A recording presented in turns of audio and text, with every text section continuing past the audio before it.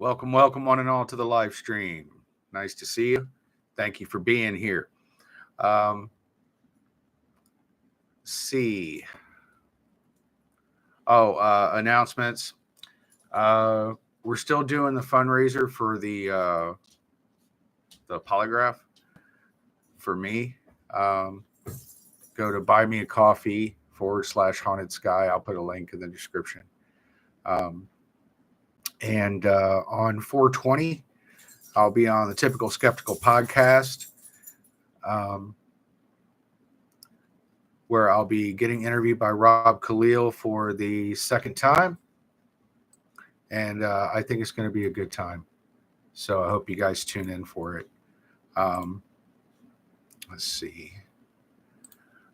Also on,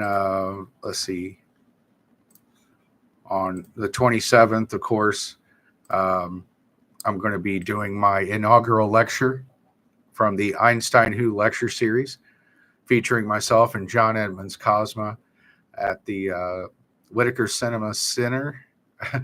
It's hard to say. Whitaker Cinema Center in Harrisburg, PA, on the 27th at 7:30 p.m. And John Edmonds Cosma will be the special guest, and he will also be the host of the show, and I will be the keynote speaker. So be sure to tune in for that. I had a couple things I wanted to talk about. So one was people talk about why won't they do disclosure and stuff, and it's all about keeping their budget and this and that. But, there's something else that's going on that it's like, I guess it's just not said.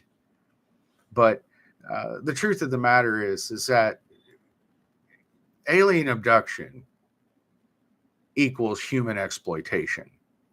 I mean, is there any other way to see it? Is there any other calculus involved but alien abduction equals human exploitation? Now, if you know that the government knows about this and they are going along with it because either they have no choice or because they've made some kind of deal, well, they are complicit because they have not bothered to inform us of it, right? And so if you're complicit in human exploitation, that's pretty, fucking unforgivable, right? So we can't let that cat out of the bag, which is why you're never going to hear it from anybody except people like me. Actual abduction experiencers, people who have actually met these people physically, been touched by them, been exploited by them, been communicated to by them,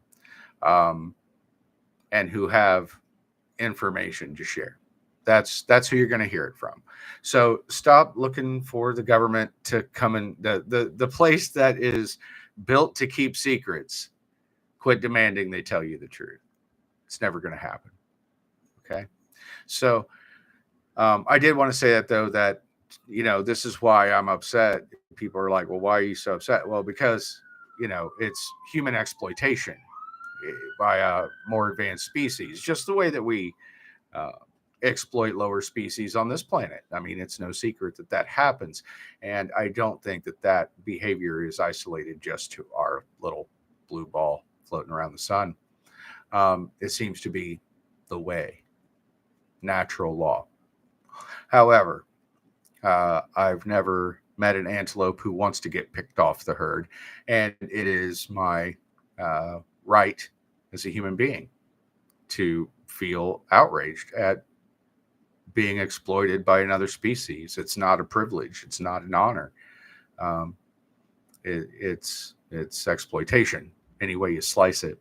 And we have to stand up to being exploited, or else nothing will ever change, right? And so I think it's important to understand the stakes, right? There's more at stake than me simply being inconvenienced by these beings. This is life-altering stuff. These beings changed the course of my life. That's no understatement or overstatement. I mean, if anything, well, it's not an understatement. It's exactly correct. They changed the course of my life. The trajectory of my life was changed by these beings. How do you get that back? How do you compensate? someone for what you've put them through no fault of their own. This started when I was an innocent child. I had done nothing to anyone, yet this was being done to me. That seems to be very predatory, yeah, and unfair and exploitative, and in a measure cruel. So that's why I get upset. That's why, because I understand what's happening to me, and anybody in their right mind wouldn't like it, would they? I don't think so. So what else do we have going on? Here, I had some notes on my phone. I was going to look at. I swore I was going to look at them. Oh, I'm trying to make, in that spirit, I'm trying to make a UFO craft detector. I know that sounds crazy, right? But something passive that I was hoping I'd be able to use to be able to tell when they're nearby, even though I tend to have a pretty keen sense of timing when it comes to knowing where they are. I wanted something like a backup, a physical, passive way of detecting their presence. And so I came up with an idea, and I started implementing my idea. And the problem is that every time I turn it on, it sets off all the car alarms in the neighborhood. And I don't know what to do about that right now. But I turn it on, all the car alarms go off. I turn it off, they go off. I turn it on, all the car alarms go off. I turn it off, it goes off. I'm like, oh well. Back to the drawing board. But also, I have considered making some an IR low pass set of goggles. I learned from Kip K like 10 years ago on YouTube. It's a really cheap, inexpensive way to make an infrared low pass, where if they are giving off a different kind of light than, say, like stars, planets, things like that, that it might be easier to detect. If I'm wearing these goggles and looking at the sky, I'll be able to more easily tell if it's an anomalous object or a normal one, you see. So I've been putting a lot of thought into the detection aspect and observation of these craft in kind of low-tech ways, which I'm still working the bugs out, obviously, on some of these things. But I think it's a direction that other people haven't really gone that I know of. And big ups to my man Wayne for he had this suggestion is, can you do something that involves detection? And yeah, so I'm working on it. But we're not quite there yet. But it's okay. Hey, Woo Rider, what's going on? Did I see Jaime Maussan's Peru Alien Mummies presentation he did again the other day? Yes, I did. And I have to say how confused I was about the initial press conference or whatever that they had, where they were like making fun of this stuff and they were making fun of these bodies and everything like that. And I was like, no, now come on. Now they're trying to say what? These are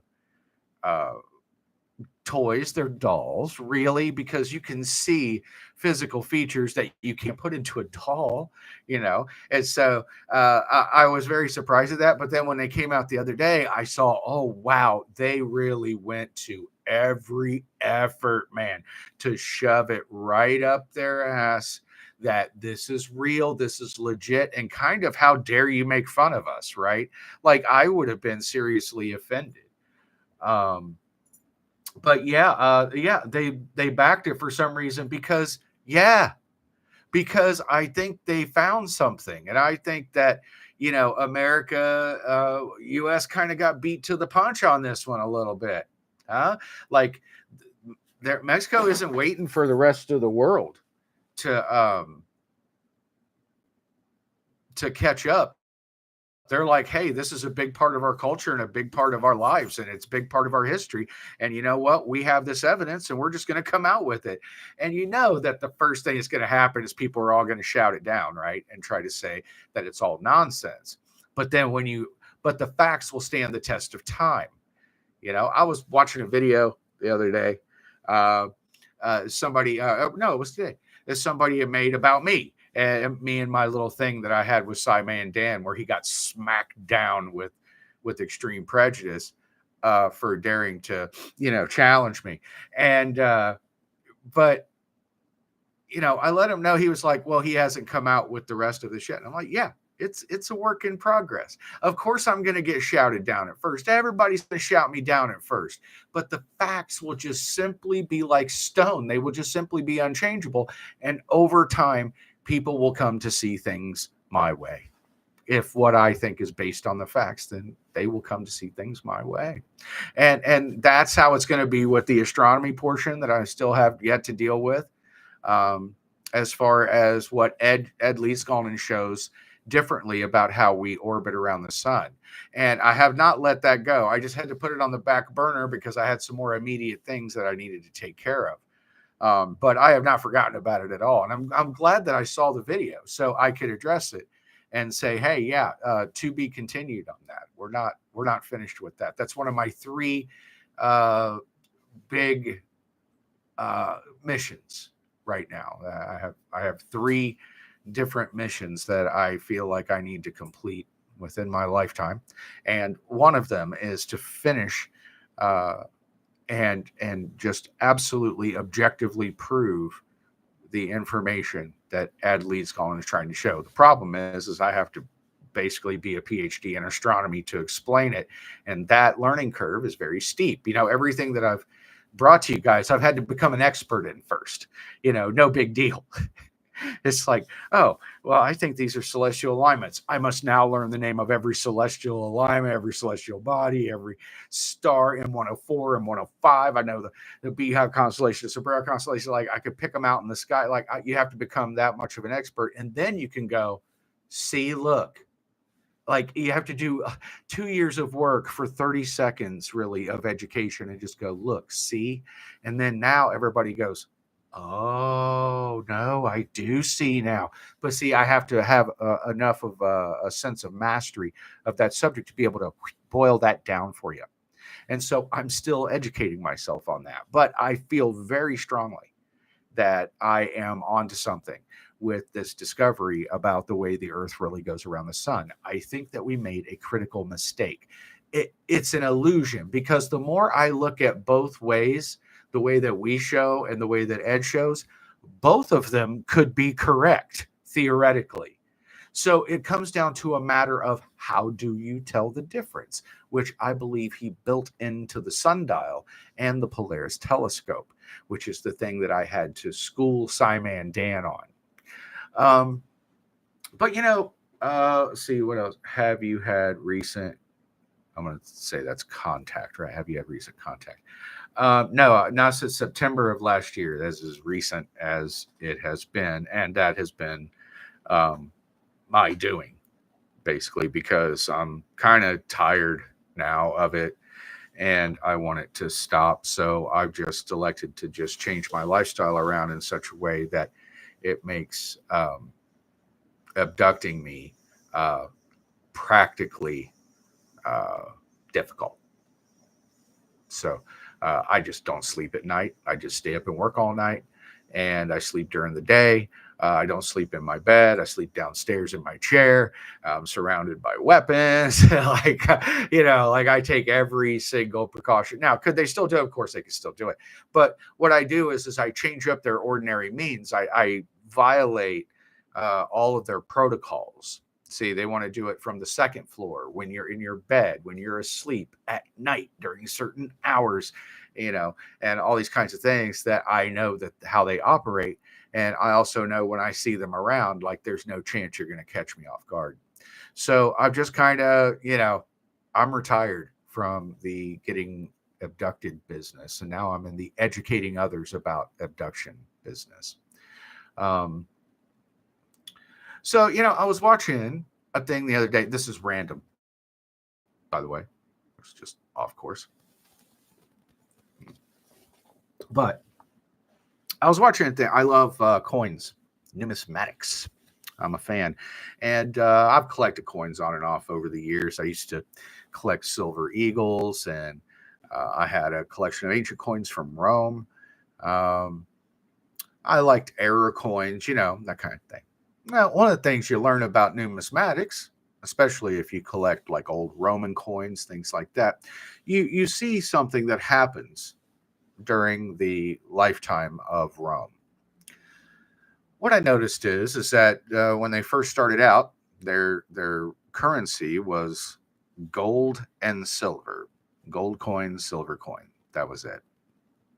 Then as time went on, they mixed the two, and it was called electrum. It was a mix of silver and gold, and then they would put more silver and less gold, and then silver was diluted with other metals, and then finally at the end, the coins were just at the end of the Roman Empire, the coins were just washed.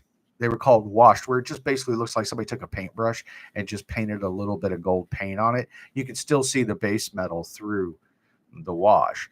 And the same with the silver. They would these silver coins would be just hand washed in silver. They would barely have a silver tinge to them.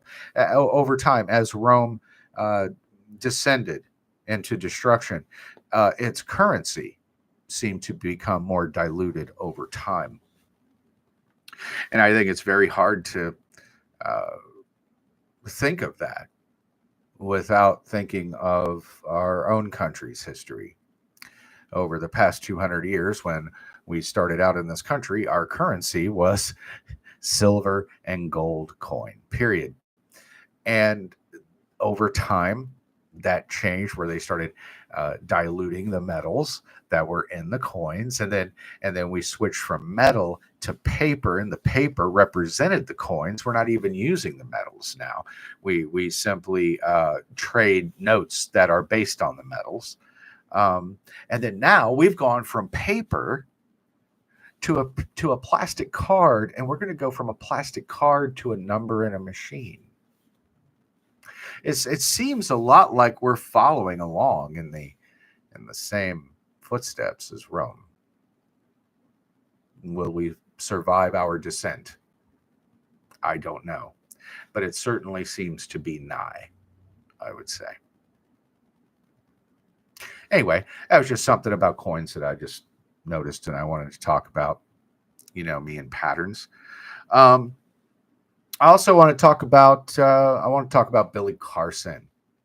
I've been watching a lot of Billy Carson. Somebody said, "You remind me of him," and I was like, "Who is Billy Carson?" And then I started watching, and I was like, "Oh shit, we do sound a lot alike," because he blows up a lot of these sacred cows, and he does it unapologetically. He does it with verve, and he does it with class. He does it with receipts, huh? He does it with receipts. And that's what I like. The man always keeps the receipt. And that's how I have tried to be in my research, that I just don't tell you, I show you. I have the receipts. And we also have very similar understandings about the origin of our species. Mine came from them, and his came from the ancient texts. That's the other thing I've been watching and becoming a bit fascinated by, is the fact that he's sitting there telling the history that they gave me. They told me we were taken and tweaked, right? We were tweaked a little bit. They adjusted us genetically and created what we now know as Homo sapien, the modern man. And it says in what he talks about in ancient texts is the Anunnaki created us. They saw a lower life form, and they created us out of that lower life form to where we are today.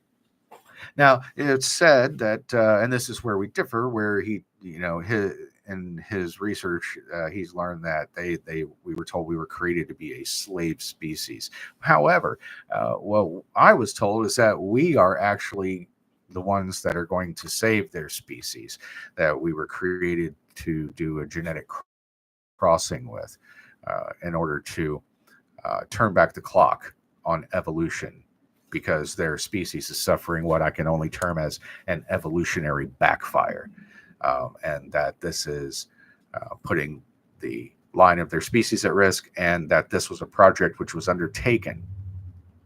And I think that both stories could be true. I think that we could have initially been created as a slave species, artificially um, evolved, I guess is the right term, that we existed in a lower form. But they took us and genetically modified us. We are GMOs, genetically modified organisms. And so they took and modified us to be intelligent enough to be a slave species. But then they realized we were evolved enough that maybe we were the answer that they were looking for, and they could cross us with them and create their new species, thus circumventing the inevitable extinction of their species uh, through reaching an evolutionary cul-de-sac. But I think both things could be true, because I think we were initially altered by them to be who we are.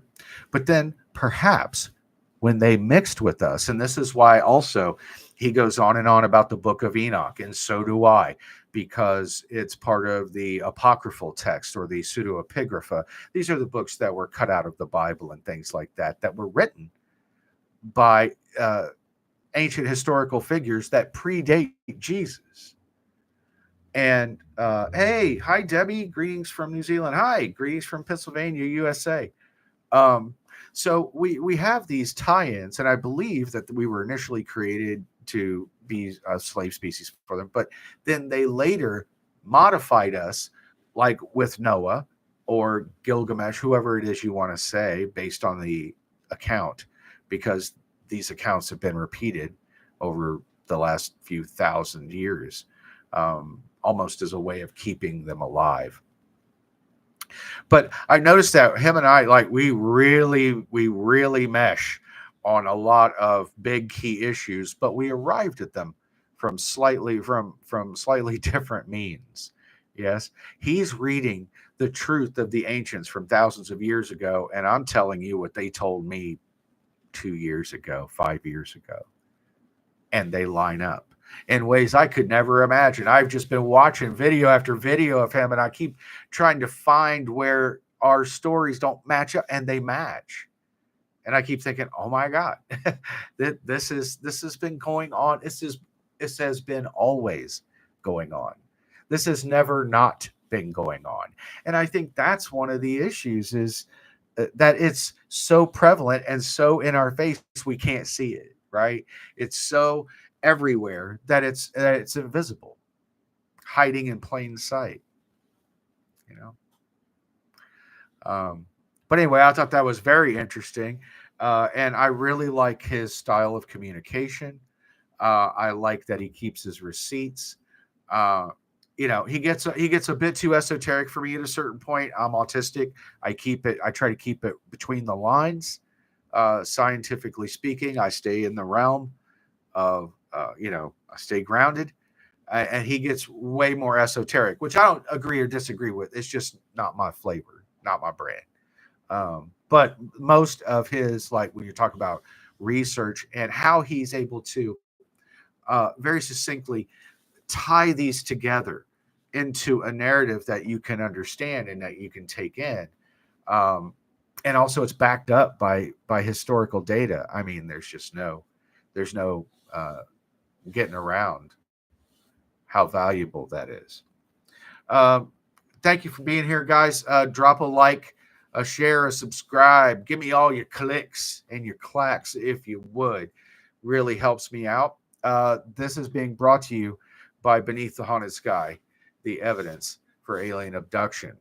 And I'd like to announce, if you've never been here before, my name's R.L. Poole. This is the channel The Haunted Sky. And we got a few cool things going on. I'll be on the Typical Skeptic podcast on April 20th at 8 p.m.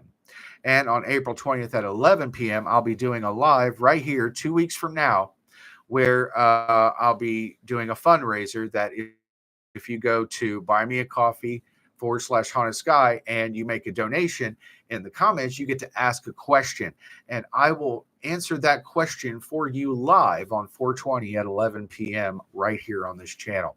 So make sure that you go. And the fundraiser is for a polygraph. So I can take a polygraph from a qualified examiner about my experiences and prove that I'm telling the truth about what I've went through and what I am telling you and putting in my books and on these videos, that what I'm saying to you is the absolute truth. And I want to prove that beyond any reasonable doubt. So if you'd like to be a part of that, and also we're going to film this, it's going to be kind of like a mini documentary. And the results, one way or the other, will be published. There will be no sneakery. Okay. If it says I failed, then it's going to say, I'll just tell you it says I failed. But if I pass, then everybody's going to have to shut the hell up and listen to me. Okay, because I have drawings, I have photographs, I have videos, I have artifacts they've given me. I passed a polygraph. Like, what else do you want? Right? What else could you possibly want from a person? Right? So I'm kind of hoping that people get behind that. I know that Gypsy bought me 10 coffees last week, which was awesome. And thank you. So I hope you hear this and you watch the live and you hear me say thank you. So everybody follow her great example and do that. And then I can get this polygraph done, and oh my God, that'll be amazing, right? And then on the 27th, I'll be doing my inaugural lecture of the Einstein Who lecture series, brought to you by Bang Productions Television, and in association with Beneath the Haunted Sky, the Evidence for Alien Abduction, which you can find on Amazon. Oh, thank you, Debbie. I appreciate you saying that, because I am telling you the truth. But I'd love to have an official thing that just says, the guy don't lie.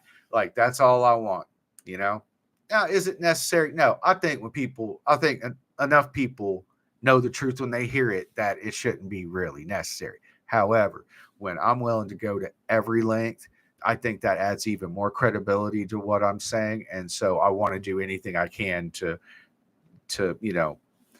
put the truth on it. What else? I had something else that was kind of bugging me. What was it? Oh, yeah. So April 14th, 1561. I feel like the Golden Girls. Picture it. Sicily, 1922. Yeah. Nuremberg, April 14th, 1561. As the date of the very famous woodcut of the fight, the aerial battle that took place in the skies of Nuremberg, Germany, early one morning. And it's actually coming up on the anniversary of that. Huh, that's interesting. But the woodcut and the eyewitness description underneath indicates a large aerial battle which took place between two very distinct sides over the skies of Nuremberg. That these craft came out, they appeared in the sky, they came out of other ships, they attacked each other, some would land, burst into steam, all these things. And then the battle ended, and they went away. No. That's interesting, right? It's the first and only time I've ever heard of an aerial battle happening between UFOs. I mean, you tell me if you've ever heard of another one. I haven't. Especially not on the scale at which this one was witnessed. When you see the woodcut from 1561, it's unbelievable, man. Like, these people must have flipped out when they saw this happening in the sky. But even more interesting than that.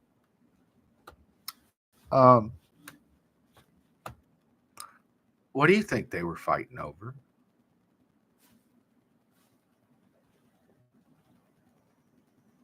You think that they were fighting over us?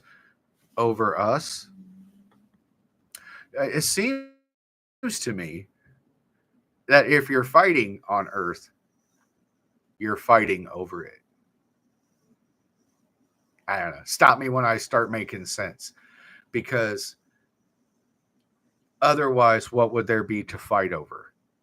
Why would they choose Earth as their place of battle? To have this big fight in the skies over populated areas of a planet that they don't belong to. Seems like they were fighting over the planet. And if they were fighting over the planet in 1561, what the hell makes us think that we run it now? Right? It's kind of an interesting thought. What were they fighting over? Us? The planet? Yeah. Some kind of rights, some kind of resources. Something that didn't involve us, but certainly involved us, right? It's like when they talk about there being an alien presence on the moon. Oh, absolutely. I think it goes. I think it goes without saying. The moon don't belong to us. It was, and it's been inhabited far longer than we would ever care to imagine. Because these people, I mean, obviously these beings, since at least 1561, have been able to come and go as they please, fight, do whatever they want. Like, you think they didn't stop at the moon on their way in? You think they didn't go, hey, look, a nice unprotected rock. We can have this, right? Who's going to stop? Oh, the humans? Well, you let them know when they get here and we'll leave, you know? Like, I'm sure that that's been taken care of hundreds, maybe thousands of years before us going to the moon was even a thought. You know, it's like once you understand that the UFO phenomenon, this is a reality. This is not science fiction. This is not theoretical. I met them. It's not theoretical. Okay? And if you understand that it's not theoretical, that this has obviously been happening, and if you accept that it's happening because it is, then you have to go back, right? You have to go back in history, and you have to start looking at history different, right? Because and then you start going, oh no, they kind of told us the whole time. Well, then that's how long of a head start that these beings have had in conquering this planet, our moon, whatever they want, whatever they want. We're kind of new in town. We're the ingenue. We're not the salty dogs that we think we are. And it's not much info on that battle. Well, it was 1561. You have to take that into consideration. And I felt like they did a phenomenal job of painfully trying to describe something extremely technological in their most basic terms. And this is, I guess, the other bee that I have in my bonnet is how people want to go and attack translations. Now, translations are important. Correct translations are paramount in being able to understand what is being said. However, and this is where apparently my little trolley keeps on going and everybody stays stuck at the station, because I'm not just looking for translation. I'm looking for context. You see, I don't read it like a modern man from 2024. I read it like a person from the Dark Ages. I'm reading their terms because I want to understand what their descriptions of technology sound like. Because their descriptions of technology will not sound like technology to us. You know why? Because they didn't have any. Fire and the wheel were the headlines in the science papers all over the world at that time. If you knew about fire and the wheel, you were basically at the cutting edge, the forefront of science. That's why. So when primitive people are tasked with describing technological things, they're going to struggle. They're going to grasp for words. Accuracy will elude them. Now, if you look at the little craft that's above my head right here, and you showed that to a person 2,000 years ago and asked them to describe what they see, what are they going to say? It's going to be a completely different description than what I gave or what you would give. Being a modern person who understands more about technology, you would say, "Oh, well, that's a flying disc-shaped UFO." That's what we would say, and today we would understand that. Even if you may disagree with it, you still understand the description, right? Whether you believe it or not, you still understand what someone is saying to you. But back then, they didn't have these kinds of terms. And so you hear them struggle mightily. And some of the things that they say, relative to their own surroundings, relative to their own world. That's all they can, that's all they have is we describe things by comparing them, don't we? We make analogies. We say this is like that. Yeah, that's how we do it. When words fail us, we create it out. We say, well, she was wall-eyed as a catfish. Like, okay, you know what I'm saying. Okay, you know what I'm saying. It's a very descriptive analogy. She was wall-eyed like a catfish. You get what I'm saying. In the Bible, Moses talks about a pillar of cloud by day and a pillar of fire by night. And you understand, whenever they say fire like that, they say a pillar of fire or a fiery chariot. You know what they're saying? They're saying it glows. It's a light. It glows from the inside.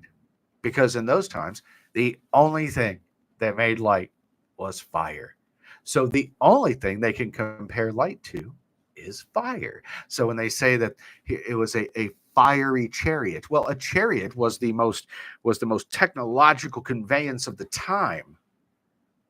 And it's a fiery chariot. It is a glowing conveyance moving across the sky. See, we have to understand the context, and then once we understand the context, now we understand really how truthful these guys were trying to be with us, that they were really trying to be as accurate as possible. They just lacked the technological vocabulary, the context to place it in for, tens and dozens of generations ahead of them to be able to understand, because we've progressed so much from that point, technologically speaking.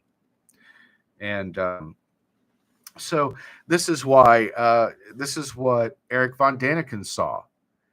This is what Billy Carson sees. This is what I see. This is what Graham Hancock sees. Like, why is it that people who I respect all of their intelligences, and I agree with them as well, how are we all wrong? I don't think we're all wrong. I think we're on to something. And we all kind of got there different ways, But I feel like we're on to something. Oh, hey, by the way, can I show you my tie? Check out my cool alien abduction tie. Yeah. I'll be wearing that. I'll be wearing this to the lecture with a new silk shirt that I got just for the occasion. But so we have to understand the context, not just the translation, but the chronological context. And we say, when this person is saying, why would this person say fiery? Is it because it's burning, or is it because that's the only thing that made light in their time? Whenever you read in the book, you hear it say the glory of God. It's talking about light. Glory means light. It's mistranslation. Light. See, and if you go back and you understand what's going on now, you get it now, and then you start looking back into the past, you can see how this has been happening to us all along. That there has never been a time when this hasn't been happening to us in every culture, on every part of the world, to every color, to every ethnicity. Their people have these stories, and they come from different um, uh, traditions, interpretations, and technological contexts. And so the stories are somewhat different, but they're all kind of the same, though, aren't they? Somebody came from the sky who knows something we don't know and can do things that we can't do, who taught us how to do better for ourselves. Yeah. That there are these beings who come down from the sky who look way different than us, with big eyes, who take people, who take children, who take people, who take women, who pick them up here and put them there, who get them pregnant, who take their babies, who do all these things. They exploit us. And that has always been. And the only way that that's ever going to change is by recognizing it. And then you can take action to try to put a stop to it, or at least slow it down. And that's what I'm trying to do with my abductions. I'm not trying to, they can beam me up right now if they want to, I guess. But I like to make things difficult. I like to make things difficult. That, fine, you can do it if you want to, but it will come at great difficulty and risk. You know, it's like a lock on your door. A lock on your door isn't going to keep a burglar out, but what it will do is make it more difficult and slow them down. That's all I'm trying to do is make it difficult, slow it down. And so far, so good. I have seen them everywhere. They've been everywhere. And if you follow my channel, you see the videos, you see the pictures, you see the community section. I'm constantly blowing it up with some new stuff because they tend to be all around wherever I'm at for some reason. And since I have not been getting abducted, they seem to be around more frequently, which I also don't understand. But maybe they're just, it feels like you're being like circled by vultures constantly, like just interstellar vultures just lurking around. They're lurkers, man. They're lurkers, bro. And I'm not a fan of it. Great point to make, happening to us all along. Yeah, it's been happening to us all along. I mean, I don't see how you could go through history if you believe what I'm saying. And I think that most people who hear me talk do believe me. Well, then you have to see, now go back and look at everything now. Like, if you know this is happening now go back and look at everything and hear what all these other people had to say who are also telling the truth, who are also being 100% honest with you, and see how far back that goes. And you'll see that it was happening to us the whole time. Yeah. Interesting stuff. Interesting stuff. I'm not going to stay on here too much longer. I do have some other things I need to attend to. But I definitely wanted to come in and touch base with you guys and thank everyone for their participation, for your likes and your shares, your subscribes. It does mean a lot. We're growing stronger every day, and I try to make this a better channel and make myself a better content creator every single time that I do it. And so, your guys' suggestions, they mean a lot, and I take them to heart. I appreciate positive reinforcement on whatever, if I'm doing something right, then, I like to know about that so I can keep doing it. I appreciate that you guys support. You put your money where your mouth is. People are buying my book, Beneath the Haunted Sky, The Evidence for Alien Abduction. I mean, I got to be #1 in astronomy and UFOs at the same time and knock Neil deGrasse Tyson off his throne for a few minutes. I mean, that's just the most fantastic feeling to know that people give that much of a shit about you, and they believe your story, and they want to know more about it, and actually lift you up, and that's a great feeling to be lifted up like that. And I just hope it continues, that we just continue to do it, because the more that you do, the more that I'll rise. And that's what I said to Gypsy. I was like, if I get anywhere, it'll only be because of people like you who actually go to the trouble, you know, and it really does mean a lot. Um, did you guys see the short? Oh my God, that I posted in the community section that Bang Productions TV did the other day? Oh man, was that thing good or what? Oh my gosh, I watched it like 3 times myself. I was like, I want to see this dude. They did it perfect how they cut in like my footage and my videos and my drawings with me talking about one of my experiences. Oh, chef's kiss. Big shout out to John Cosman and Bang Productions TV for that. Absolutely loved it. They nailed it spot on. Couldn't have done a better job myself. Not that I'm much of a video editor, but you know, my thing is I hope a bunch of people show up. Like I've never done this, so I don't know if anybody's. Will people show up? I hope they show up. Right? They'll show up. They'll show up. Right? Yeah, it'll be fine. um, you go through that kind of stuff. Unfortunate psychological pressure that doesn't affect me whatsoever. Right? We're immune. We're above it all. We're above it all now. Well, listen, I'm gonna jump off here, I think, and head on to accomplishing some other goals. But I definitely had to spend some time with you on a Saturday night and tell you how much you mean to me, and what we have planned going forward, the mission, the goals, all of the great stuff that awaits us. Yeah. As long as we keep supporting each other, uh, as long as we keep backing those things up, as long as uh, we stay on the path, I feel like we have a really good chance at accomplishing a lot. And we'll do it together, which is how I would like it to be. So I'll end the stream there. And I want to say Slanja to all of my sweet star babies out there.